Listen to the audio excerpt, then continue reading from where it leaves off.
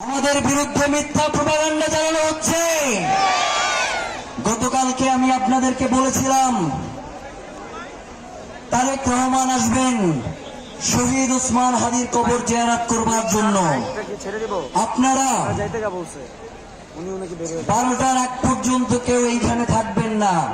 আপনারা সবাই কি আজিজ সুপার মার্কেটের সামনে দাঁড়িয়েছিলেন না? তারেক রহমানকে যদি কবর জিয়ারতের জন্য আমরা পুরো শাহবাগ খালি করে দেই, তাহলে আমাদের ভাই বোনদের যে ভর্তি পরীক্ষা সেটা আমরা আটকাবো কেন জানতে চাই।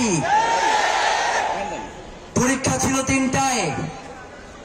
আমাদের পুরো টিম ঢাকা বিশ্ববিদ্যালয়ে ঢোকার যতগুলো রাস্তা ছিল তারা সব ওপেন করে দিয়েছে।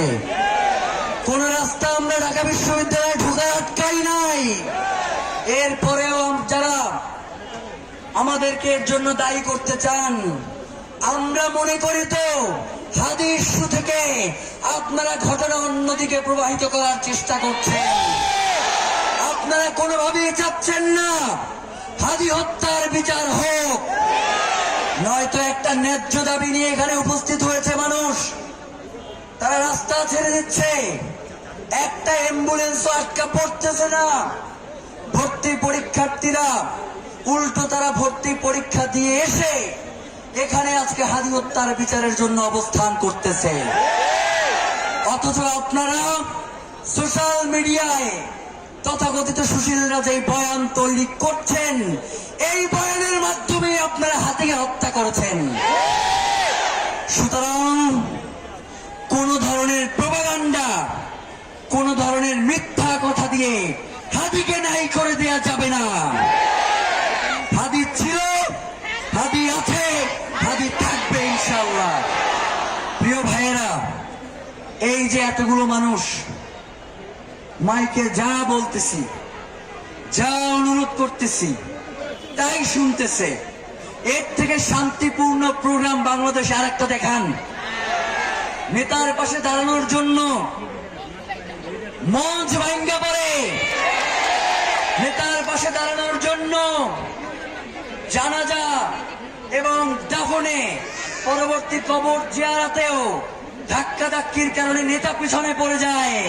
অথচ এইখানে এতগুলো মানুষ যারা শুধু এই মাইকে যেই কথা হচ্ছে সেই কথা তারা পালন করতেছে, আর আপনারা তাদেরকে মব স্টার বলেন, থাপড়ায় ফালাই দেব। প্রিয় ভাইয়েরা, এই শান্তিপূর্ণ প্রোগ্রাম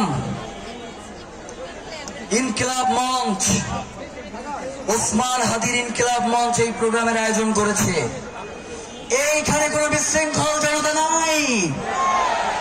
এইখানে বাংলাদেশের স্বাধীনতাকামী শান্তিপ্রিয় জনতা অবস্থান নিয়েছে। সুতরাং তাদেরকে যদি আপনারা পরিচিত করেন, প্রলোভন দেখান, তবুও আমরা বলে দেই আপনারা কোন বিশৃঙ্খলা তৈরি করতে পারবেন না। গতকাল থেকে নয়, ওসমান হাদিকে গুলি করবার পর থেকেই বিভিন্ন জায়গায় আপনারা মবের সৃষ্টি করেছেন, কিন্তু ওসমান হাদিকে কি আপনারা নাই করতে পেরেছেন? ওসমান হাদির হত্যার সাথে যারা জড়িত তাদের বিচার নিশ্চিত করা না পর্যন্ত এই জনতাকে কোনো ছল চাতুরি দিয়ে বোঝানো যাবে না। প্রিয় ভাইয়েরা, গতকাল থেকে আমরা অনুরোধ করতেছিলাম